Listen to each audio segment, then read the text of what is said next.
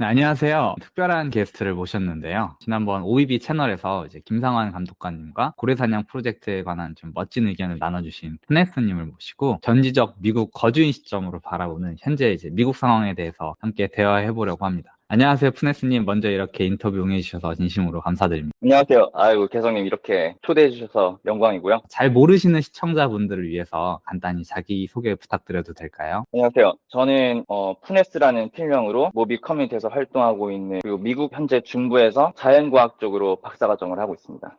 반갑습니다.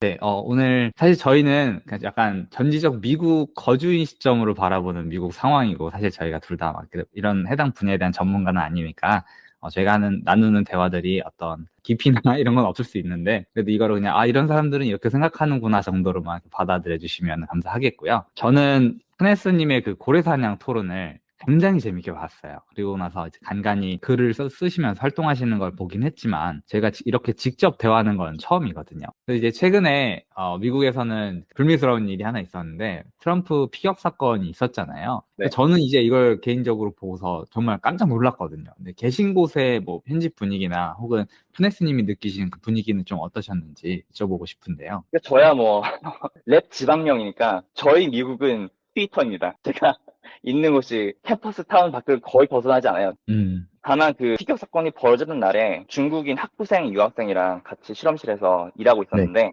둘 다 그때 얘기를 했던 게 원래도 트럼프가 가능성이 높다고 생각을 했는데 트럼프가 음, 되겠구나. 또다시 암살 시도가 일어나서 성공하지 않는 한 트럼프가 되겠구나. 아마 저희는 그렇게 생각을 했어요. 저도 그렇게 생각을 했고.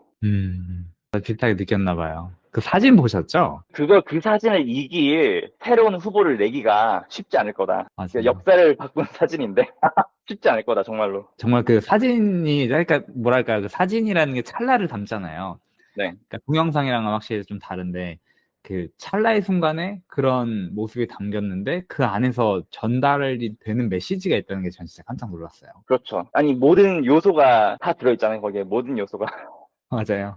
푸른 하늘의 성주기에 그 그렇죠. 용맹한 그런 모습의 대통령의 그 총을 경호, 맞고 딱 일어나가지고 주먹을 휘두른 게, 야, 이거는 힘들다. 힘들다. 힘들다. 그 생각을 했었죠, 저도. 사실 다 비슷한 감정을 느끼나 봐요. 그러니까 이게 뭐 정치색이 아니라 그 사진을 보는 순간에 그런 감정을 느끼지 않나라는 생각이 들고요. 그 여러모로 이번 그 미 대선이 굉장히 큰 화제성을 가져올 것 같은데 네. 개인적으로 바라보시는 이런 미 대선의 결과를 좀 어떻게 보시는지 혹은 이번 피격 사건이 큰 영향을 줄 것이라고 보시고 계신가요? 그렇게 생각한다고 방금 전에 말씀을 드린 것 음, 같고, 저는 원래부터도, 그게 제가 트위터에 있다 보니까 좀 편향될 수 있는데, 음, 심상치 않다는 생각을 했었어요, 예전부터. 음, 그리고 그걸 지금 피격 사건을 약간 쐐기를 박았다? 그런 음, 생각이 있고, 물론 바이든 대통령도 아마 후보 교체가 있을 것 같은데, 지금 보니까. 음, 어떤 사람을 내보낼지 모르겠어요. 그러니까 미국 그 민주당도 내부가 분열돼 있잖아요. 그러니까 음, 진짜 극좌 세력이랑 그리고 좀 음, 약간 중도하고 트럼프는 싫어하는 사람들, 왜냐면 트럼프를 싫어할 만한 이유가 있으니까요.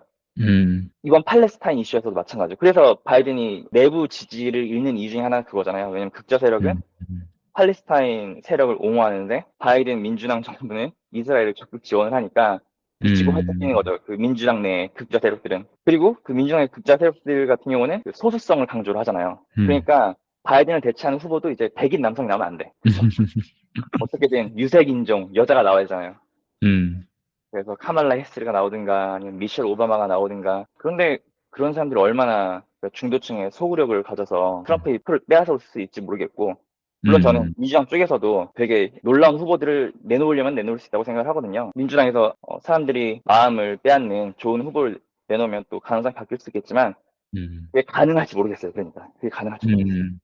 확실히 이게 정치라는 게, 뭐 저는 잘 모르고 사실 저희가 뭐 정치적인 전문가는 아니지만 이게 되게 복잡한 요소들이 많이 얽혀서 고려해야 될 부분이 많은 것 같아요. 이번에는 트럼프가 바로 며칠 전에는 JP 모건의 CEO를 제이미 다이먼을 재무장관으로 역임하겠다라는 말도 나왔어요. 근데 아시다시피 이 제이미 다이먼은 비트코인을 굉장히 싫어하는 거로 유명했잖아요. 근데 이런 부분은 좀 어떻게 해석하시나요? 뭐 작가님도 여러 번 말씀하셨지만 이게 말로는 싫어한다고 하면서 뒤에서는 음, 비트코인으로 할 거 다 하고 있고, 이분이 약간 친민주당계로 약간 분류가 되는데 어, 약간 협치의 그런 손짓으로도 볼 수 있겠죠. 약간 민주당 쪽 세력에 대한. 음.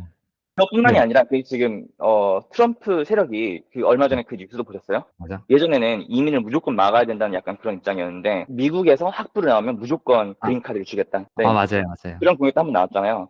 한국에서는 이게 잘 와닿지 않을 수도 있다는 생각을 하는데, 그러니까 트럼프 세력을 약간 주도하는 세력이 우리가 네. 흔히 생각하는 막 뭐 남부 바이블 벨트, 음, 남침예교도 복음주의자, 그리고, 네, 라고 저는 생각을 하지 않아요.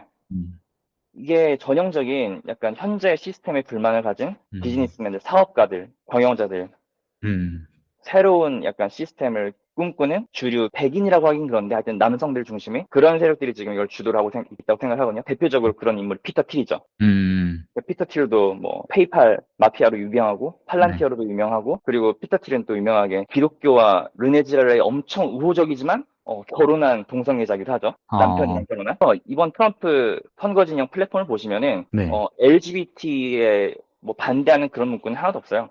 다 빠졌어요. 다 빠졌고 제이디 벤스가 이번에 부통령 후보로 지목됐잖아요. 그 네. 사람도 사실 실리콘밸리에서 한 3년 있다가 이런 사람들이랑 다 연을 맺어온 사람들이잖아요. 음, 그래서 크립토에 엄청 친화적이고, 근데 비트코인이 아니라 크립토에 친화적이에요. 제이디 벤스는. 그런 산업 자체에 친화적이라는 거죠. 네, 산업 자체에 친화적이에요. 그러니까 음, 그런 사람들이 지금 실제로 트럼프 캠프를 견인하고 있고, 어젠다를 설정하고 있다고 생각하거든요. 우리가 흔히 음, 생각하는 뭐, 남침예, 보수, 기독교도가 아니라, 그냥 음, 그런 테크 중심의, 남성 중심이라고 해야 될까요? 음, 아무래도 현재는 지금 백인 남성을 너무 악마화잖아요. 음, 백인 남성, 기업가, 사업가, 테크브로, 그 음, 경멸이 의미로 테크브로라고 하잖아요. 테크브로. 음, 제가 보기엔 이게 테크브로가 지금 트럼프 캠프를 좀 견인하는 게 있다고 생각을 해요. 테크브로 세력들이. JD 벤스 자체도 A16G 후원을 받잖아요. 아시죠? 그 네. A16G, 예. 마크 거기가, 안드리센이. 네, 안데르슨 호로이치 쪽이죠, 거기가. 네, 완전 크립토펌인데, 크립토펌이 후원을 받는 첫 부통령 후보인데. 그러니까 저는 그렇게 주도가 되고 있다고 생각을 해요. 그러니까 얼마 전에 음, 이건 농담이에요. 농담인데, 네. 트위터에 누가 그라인더라고 게이들을 위한 약간 소셜 앱? 그런 맞아요, 앱 있어요. CEO가 트위터로 올렸어요. 그러니까 공화당 전당대회는 게이들이 슈퍼볼이라고.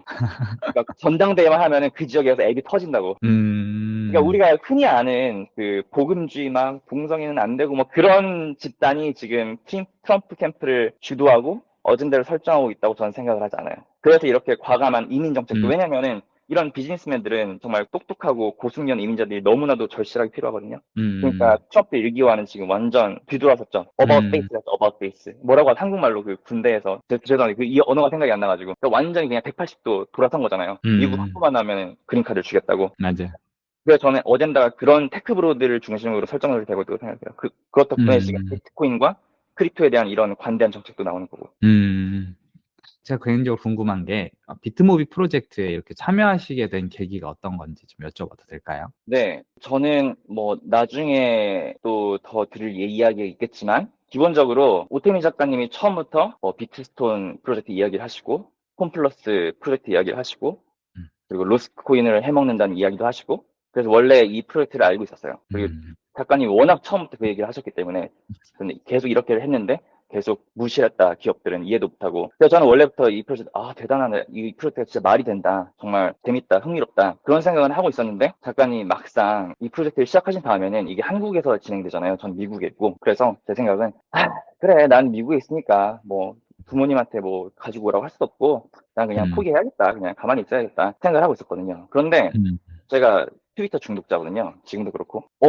그 비트맥시 분들께서 막 3주, 막 몇 주 동안에 걸쳐서 자신이 그 소중한 정력과 인생과 시간을 이 프로젝트에 바쳐가면서 이 프로젝트를 망이라고 거의 고사를 지내고 저주를 하고 계신 거예요. 음, 근데 이게, 그쵸. 이게 화이트 에너지는 아니고 다크 에너지죠. 그런데 음, 그 수많은 사람들이 자신의 소중한 인생을 소모해가면서 저렇게 다크 에너지를 프로젝트에 바치는 걸 보고 음, 제가 굉장히 깊은 감동을 받았어요. 정말로. 깊은 음, 감동을 받고 또 한편으로는 위기감을 느꼈어요. 저렇게 되면 이 어, 프로젝트는 반드시 개 대박이 날 수밖에 없는데 어떻게든 저 에어드라이브에 참여하지 않으면 와 이거 너무 리스크가 크다. 지나치게 음, 리스크가 크다. 그런 음, 판단을 해가지고 한국에 있는 부모님을 막 이해도 못 하시는데 어르고 달래고 막 협박하고 막 이거 안 받으면 큰일 난다고 막 아주 그냥 사정사정을 해가지고 네, 그러니까 사내만 보내드렸어요. 사내만. 음, 왜냐면은 불신자를 평일에 휴가를 내서 음, 제주도에 보낼 수는 없더라고요. 불신자를. 맞아요. 힘들죠. 네, 네, 불신자를 보낼 수 있는 거는 산까지가 마지막이고 그러고서 가만히 있다가 이건 약간 또 이야기가 곁들로 새는데 그 OBB 아니, 좋습니다. 토론 때도 말씀드렸잖아요. 저는 대한민국이 출산율 때문에 망한다는 명제에 동의하지 않는다고. 음, 원래는 저도 망한다고 생각했죠. 그러니까 미국에 왔지. 도망치려고. 일단 저는 그 주변 나라들도 빛의 속도로 우리를 따라하는 거 보고 그냥 사람들이 그 흔히 상상하는 시나리오 있잖아요. 뭐 인구 구조가 박살이 나가지고 뭐 북한군이 쳐들어와서 우리나라 점령당하고 아니면 중공군이 쳐들어와서 그런 시나리오는 이제 저는 이제 믿지 않게 됐어요. 왜냐면은 주변 나라들도 똑같이 수직 추락을 하고 있기 때문에 심지어 선진국도 되지 않은 나라들이 똑같이 추락을 하고 있기 때문에 맞아요. 그런 종류의 종말은 저는 이제 믿지 않게 됐어요. 그때. 작년부터 이미 작년 초까지만 해도. 그런데 결말은 뭐냐면은 결국에는 그 인구 구조를 어느 정도 확충하려면은 외국인이 들어올 수밖에 없잖아요. 어느 정도는.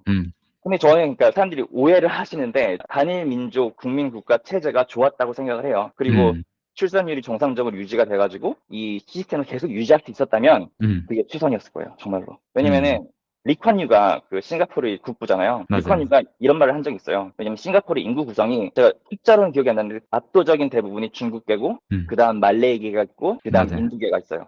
그러니까 그 사람들이 이제 파운딩 엘레먼트예요. 초기 건국 세력이에요. 중국계, 말레이계, 인도계. 근데 거기에 대해서 리콴유가 무슨 말이냐면은 만약 중국계가 100%였으면은 훨씬 우리는 더 잘했을 거라고. 훨씬 성공적이었을 거라고. 근데 그럼에도 불구하고 우리가 처음 시작한 이거기 때문에 우리 이걸 받아들이고 여기에 적응을 해 나가야 된다. 거기서부터 시작을 해야 된다는 거죠. 네, 이미 주어진 것이기 때문에 그건 바꿀 수 없는 주어진 사실이기 때문에.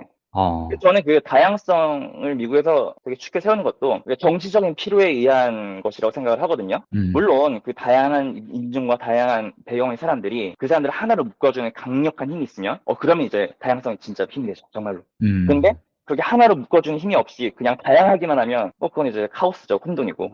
그런 그 다인종 제국이 된 대한민국의 미래가 별로 좋아 보이지 않는 거예요. 별로 희망차지 보이지 않는 거예요. 그 스누라이프라는 그 커뮤니티가 있거든요. 서울대 아이디가 있으면은 가입을 할 수 있는 어느 날 거기에 글이 올라온 거예요. 그게 누구냐면은 연세대 경영학과를 졸업한 멀쩡한 그 공기업 다니는 사람인데 30대 중후반? 그러니까 베트남에 가가지고 결혼 정보 업체를 통해 가지고 결혼을 한 거예요. 그리고 그게 그 스누라이프 커뮤니티에서 엄청난 화제가 됐어요. 엄청난 논란이 된 거예요. 여성을 혐오해서 이런 걸 가져온 거고 신부를 사오는 게 아니냐 어쩌고 저쩌고. 근데 그러다가 결국에는 결론이 어떤 식으로 났냐면은 뭐 그 개개인의 행복을 위해서나 그리고 우리나라의 미래를 위해서나 그러니까 완전 진짜로 생자 이민자가 들어와 가지고 자기들끼리 개토를 이루고 자기들끼리 결혼하고 자기들끼리 언어를 유지하면서 우리나라 안에 그냥 자기들끼리 부족을 만드는 것보다는 그나마 어쨌든 인구 구조를 해결해야 되잖아요. 맞아요. 근데 국제 결혼으로 들어오는 경우에는 이제 국가가 무슨 막 교육을 시킨 게 아니라 각 가정에서 강제로 동화가 되잖아요. 그리고 여기서 사람들이 생각을 하지 못하는 게 국제 결혼은 결혼을 하기만 해도 플러스 원이에요. 무슨 말인지 아시겠죠?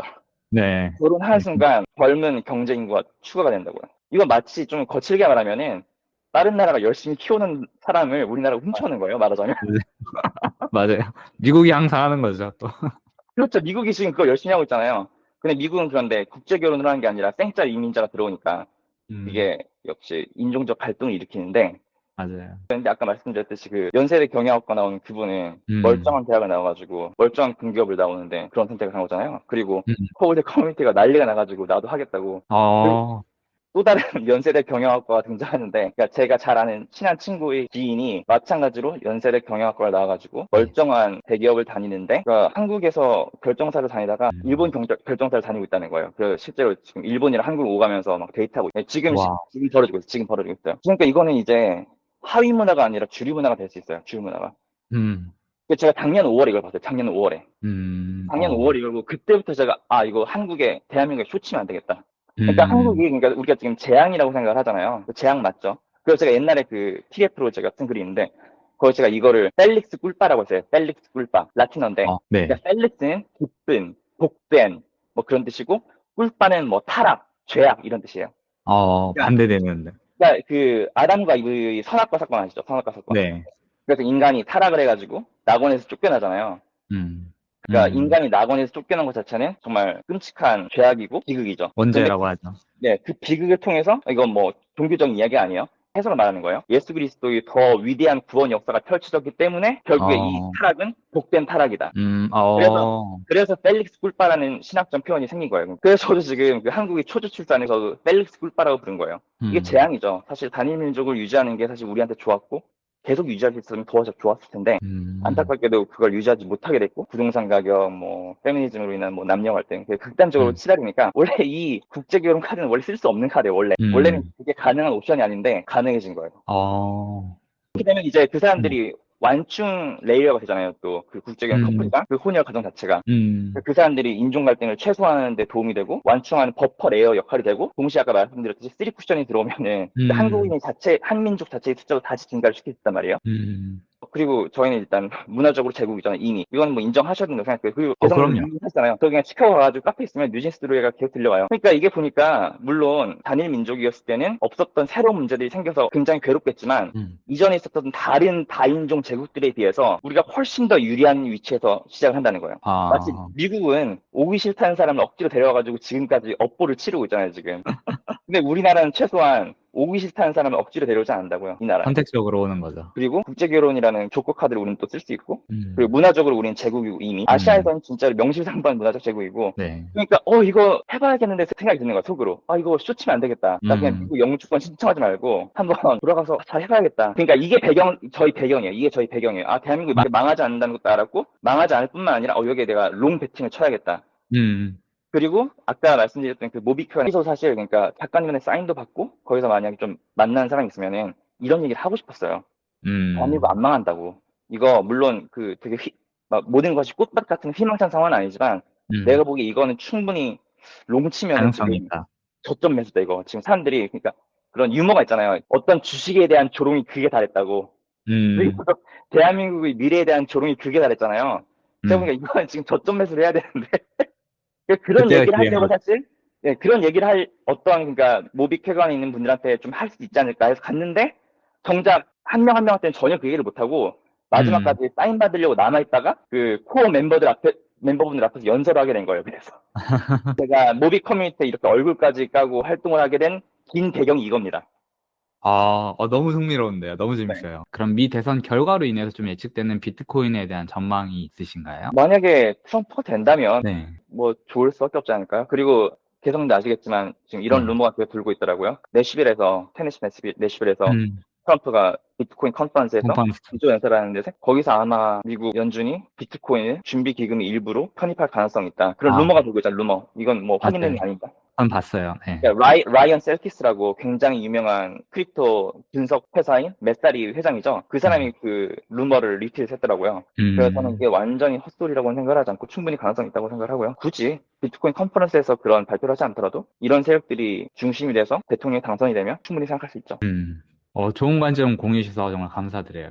오 작가님은 어떻게 알게 되셔가지고 이렇게 비트코인 이런 거에 적극적으로 참여하게 되었는지 여쭤봐도 괜찮을까요? 네, 저는 비트코인이랑 이더리움이나 뭐 일반에서 처음 제가 입문을 하게 된 거는 네. 어디부터 얘기할지 모르겠지만 3년 전에 2021년 4월에 어쩌다 보니까 알고리즘을 타서 팀 페리스 벤처 사업가죠. 팀 페리스랑 발라지 스트링리바산 전 코인베이스 CTO였고 작가님도 한번 언급하신 적 있겠지만 나카모토 코이피션트 나카모토 개수라는 해당 블록체인의 사율중앙화 정도를 측정하는 지표를 처음 고안해낸 사람이기도 해요, 이 사람이. 근데 그 두 사람이 3시간인가? 4시간짜리 팟캐스트를 했어요. 그걸 알고리즘에 걸려서 들었는데 쉬지 않고 그 자리에서 다 들었어요. 쉬지 않고. 와. 그리고 그 자리에서 그냥 개종을 했어요.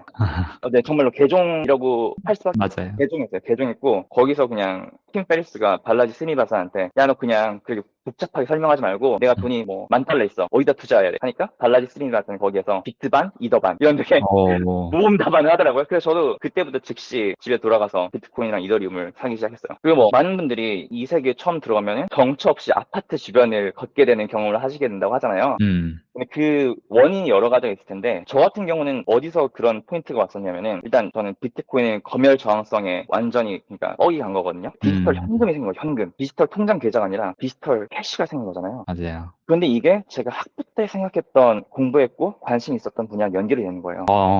헨리 조지라고 아세요? 헨리 조지? 헨리 조지라고 미국 유명한 경제학자인데 이분은 토지 단일세를 주장하신 분이에요. 그러니까 모든 세금들이 경제 주체의 활동을 왜곡시키잖아요. 그러니까 세금이 나쁜 이유가 경제학적으로 근본적으로 파고 들어가면은 사람들이 선택을 왜곡하기 때문이에요. 그리고 사람들이 자발적인 거래를 방해하고 그래서 희소한 자원이 효과적으로 분배되는 거를 막아요. 세금이. 그런데 모든 세금은 그래서 나쁘지만 그 중에서 가장 덜 나쁜 세금이 토지 보유세거든요. 이 사람들이 궁극적인 주장은 모든 세금을 폐지하고 토지 보유세만 남기자는 거였어요. 그러니까 거래세를 없애고 부가세를 없애고 다 없애고 토지 보유세만 남기자. 그리고 이건 되게 뭐 좀 좌파적인 그런 사상이 아니에요. 밀턴 프리드만도 아주 유명해요. 이걸 옹호한 걸로. 그러니까 세금은 모든 세금이 나쁘지만 그래도 가장 덜 나쁜 세금은 헨리 조지가 옛날에 주장했던 토지 보유세라고. 그런데 이게 말이 쉽지 이게 현실이 경로 의존성이 있고 이해관계자가 있고 이미 많죠. 있는 세금들이 있고 그걸 이상에 맞추는 게 불가능하잖아요. 그게 가장 효율적인 경제 시스템을 만든다는 걸 알고 있지만 이미 우리는 지나온 그 역사가 있기 때문에 그걸 뒤집을 수 없단 말이에요. 뒤집으면 또 더 큰 부작용이 오고요. 갑자기 뒤집으면. 그런데 이 아이디어랑 디지털 현금이랑 만난 거예요. 생각을 하다 보니까. 왜냐면 모든 세금이 다 결국에는 그걸 일반하면 검열의 한 종류거든요. 세금도 결국엔 검열의 한 종류인데 비트코인의 중요성은 국가가 검열하기 힘들게 만드는 거잖아요. 물론 정부가 투명하지만 어떻게 국가가 하루에 수천만 원씩 일어나는 거래 하나하나를 다 검열을 해요. 그러니까 검열 비용이 높아지죠. 검열 비용이. 맞아요. 그래서 국가가 자신이 세입을 거둘 때 개인 간이 자유로운 거래로부터 검열해서 세금을 거둘 능력이 점점 더 약화가 되면 그에 대한 반대급부로 토지 보유에 대한 세금을 올려야 할 압력이 점점 더 늘어나겠죠. 물론 이게 이야기가 이렇게 단순하게 끝나진 않는데 그러니까 기본 이런 아이디어가 저도 얻게 된 거예요. 그리고 그런 아이디어를 얻게 되고 나서 이제 저도 여기는 아파트는 없지만 한동안 정말 캠퍼스를 네, 제가 학부 때 꿈꿨던 그 모든 것들이 다 연결이 되는 거예요, 여기서. 그래서 진짜 잠을 못 자는 세월이 계속 뜨다가, 얼마 후에 제가 밀턴 프리드먼이 동영상을 또 듣게 됐어요, 직접. 그 사람이 똑같은 얘기를 하는 거예요, 똑같은 얘기를 거기서. 언젠가, 비트코인이 탄생하기도 전인데, 저도 봤어요. 언젠가 사람들이 진짜 국가의 손에 딱 포착되지 않는 하여튼 교명을 만들어가지고 국가가 검열하지 못하게 만들 거다. 그 경우에는 국가가 세금을 거둘 수 있는 거는 눈에 보이고 움직일 수 없는 건물, 부동산, 토지다. 그러니까, 내가 혼자서 망상을 한 게 아니라 저 석학도 비트코인이 생기기도 전에 비슷한 생각을 했었구나. 그러니까 저는 그 이후도 그런 경험을 굉장히 많이 했어요. 제가 그동안 배워오고 고민해왔던 것들이 이 안에서 약간 새로운 해결 방법이 눈에 보이는 거예요. 이걸 해가지고 이렇게 하면은 그래서 저는 여기에 완전히 빠져 있다가 그런 식으로 비트코인 동영상 보고 뭐 크립토 쪽 동영상도 보고 하다 보니까 알고리즘에 뜨더라고요. 작가님 동영상이. 이게 아마 한양대에서 비트코인 뭐 1억 간다? 처음에는 안 봤어요. 무슨 화질도 너무 안 좋고 조명도 안 좋고 알고리즘에 떴는데도 안 봤어요. 한 며칠 동안. 그런데 끈질기게 뜨는 거예요. 그 오태민 작가님 비트코인 1억 간다는 동영상이. 그래서 그 이후로 오태민 작가님한테도 빠져가지고 엄청나게 또 많은 가르침을 얻고 또 오태민 작가님한테는 가장 강력하게 얻은 가르침 그거죠. 화폐는 장부다. 화폐는 장부. 이건 그리고 매몰 비용 현상이다. 이게 가장 저에게 강력한 가르침을 주셨던 것 같고 그리고 이게 오태민 작가님이랑 관련한 이야기를 하니까 또 떠오르는 게 있는데 사람들이 이거 화폐 현상을 재현한다는 걸 가지고 막 왈가왈부 말이 많잖아요. 그 작가님도 이게 그 계속 커뮤니티에 글 올리시고. 근데 저는 이게 살짝 다른 관점에서 바라보는 게 초기 계몽주의 정신이 부활이라고 저는 생각을 해요. 이게 뭐냐면요. 이거 예를 들어서 설명을 드릴게요. 네. 세 가지가 지식이 있어요. 하나는 삼각형의 내각의 합이 180도다.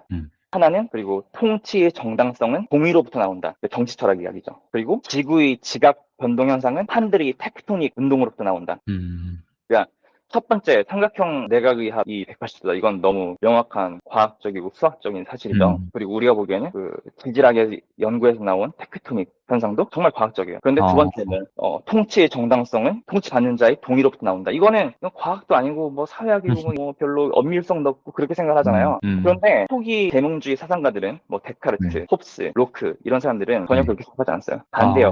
그 통치의 정당성이 동의로부터 나온다 같은 그 정치 철학 지식이 삼각형의 내각의 합이 180도라는 지식이랑 같은 카테고리 안에 들어가요. 그 사람들 머릿속에는. 오히려 인신론적으로 지질학의 그 관찰과 결과들은 열등한 지식이에요. 더.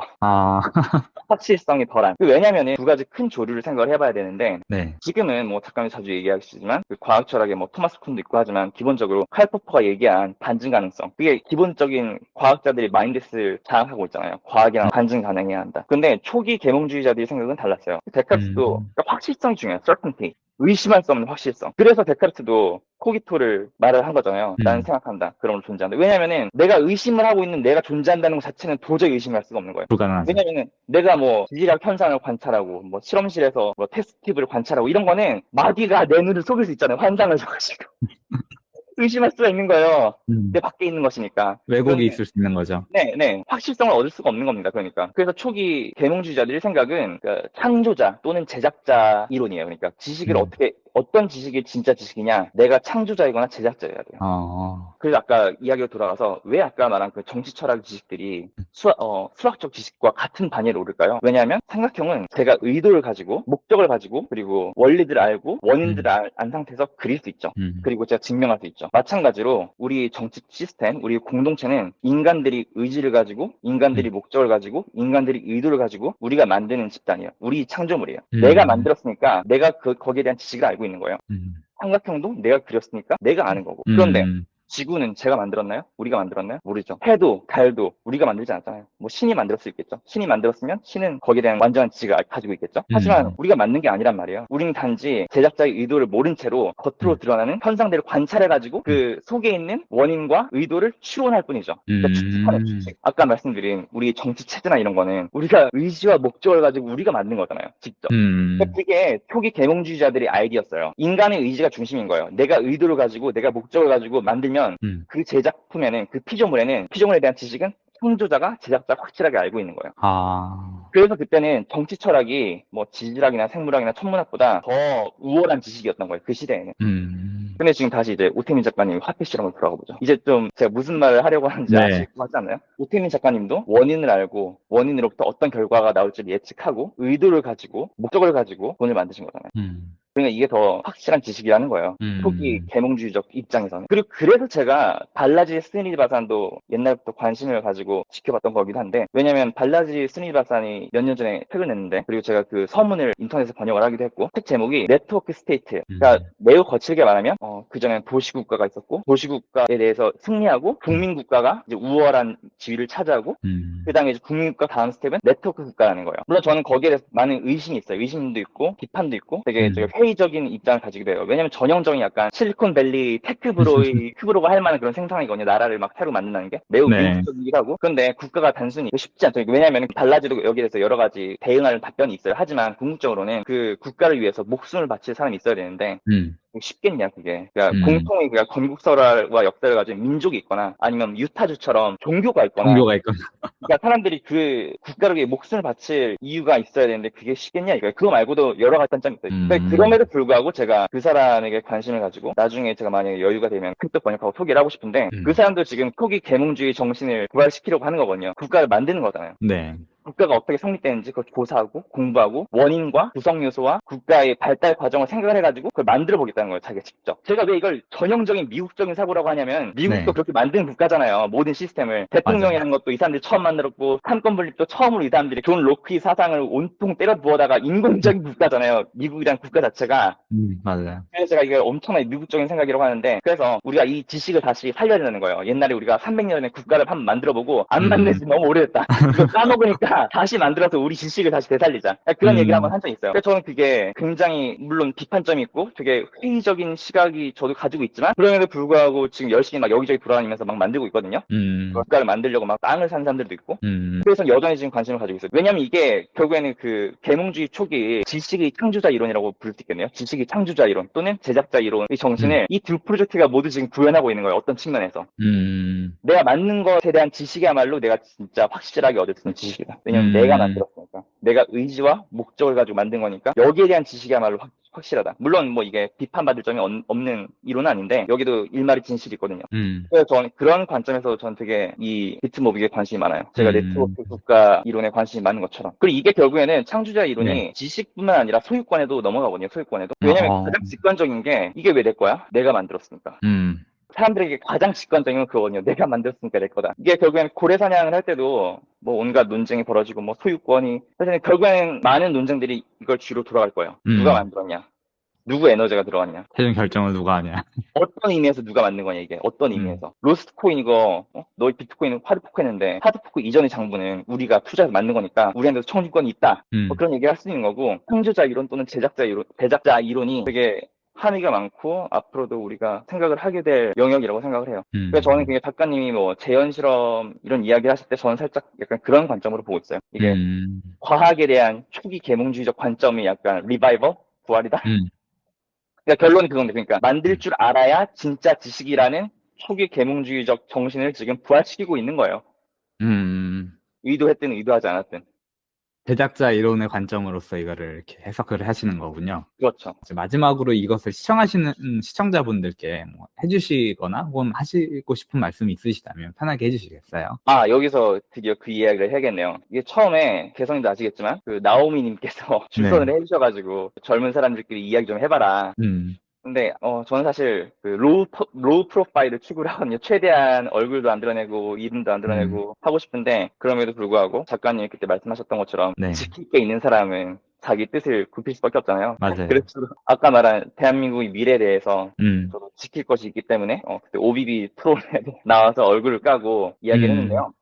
이번엔 왜 제가 꼭 나와야 된다고 생각을 했냐면은 그때 OBB에 나와서 무슨 진짜 과대망상 정신병자나 할 소리를 제가 떠들고 갔잖아요. 아니, 그런데 전 너무 재밌게 봤는데. 그런데 지금 또 물론 제가 카카오톡 채팅방에서는 계속 말을 했지만 지금 모빅이 30만 대를 한번 찍었죠. 근데 이 상황에서 제가 안 나오면 저 새끼 그렇게 과대망상 정신병자 같은 소리를 하더니 도망갔구나 할까봐 그게 아니라고 저 안 도망갔다고. 예, 그래서 일단 정계선님 방송에 나오긴 나와야겠다는 생각을 했어요. 다시 한번 말씀드리지만 제가 이 이야기를 공적으로 한 거는 작년 11월 20 며칠 그 회랑학파 2차 시험 때였고 제가 지금 다시 한번 살펴보니까 모빅 가격이 그때 한 12만 원, 13만 원? 한 15만 원 즈음이었습니다. 맞아요. 굉장히 낮았죠. 네, 저는 그때부터 이 생각을 하고 있었던 거예요. 그러니까 뭐 오해하지 마시고 저 안 도망갔습니다. 그렇죠. 사실 뭐 지금 이렇게 막 열심히 활동하시는 분들은 그러니까 그 코어라고 저는 표현을 하고 싶은데 좀 뭐 여러 의미가 있겠지만 사실 다 제자리를 지켜서 자기의 본분을 다 하고 계시거든요. 그래서 또 얼굴이 안 보이면 불안하시죠. 그래서 그래 이쯤 되면은 30만 원 됐다고 안 도망갔구나. 그걸 음. 보여드려야 될 것 같아서 또 한번 폭락 있으면 또 방송에 나와야겠죠. 안 도망간 거 알려주려고. 방금 되게 좋은 말씀 해주셨는데 그 작년 11월이 저도 그 기억이 나요. 왜냐면 하나의 폭풍이 몰아치기 전에 그런 고요한 느낌처럼 막 모빅 회의론 막 항상 이런 거 나왔고 바닥이다 뭐 망한다 뭐 그럴 때 저는 이제 희망을 보는 거죠. 그러니까 이제 이거 망했구나 싶을 때 오르거든요. 맞아요. 그래서 오늘 이렇게 사실 바쁘실 텐데 소중한 의견을 오랜 시간 붙잡아 둔 것을 죄송한 마음도 있고 또 너무 감사드리고요. 제가 영광이죠. 감히. 그러니까 저는 아, 뭐 다시 말씀드리지만 전공도 경제학 쪽이 아니고 그리고 전문가도 아니고 직책도 없어요. 모빅 커뮤니티에. 근데 저를 이렇게 불러셔가지고 해주면 제가 영광이죠. 그래서 바쁘신 와중에 소중한 시간 내주셔가지고 인터뷰 응해주셔서 진심으로 감사드리고요. 저희가 하는 사실 얘기는 그냥 뭐 일개 사람의 신분으로 그냥 다른 나라에서 살고 있다 보니까 갖고 있는 다른 관점의 뷰를 좀 전달해 드리려는 부분이고 전문적인 내용으로 받아들이시면은 굉장히 곤란하다는 점을 제가 말씀드리고 그럼 저는 이제 다음에도 더 좋은 영상으로 찾아뵙겠습니다. 오늘도 시청해주셔서 감사드리고 인터뷰해 주셔서 진짜 감사드립니다. 감사합니다.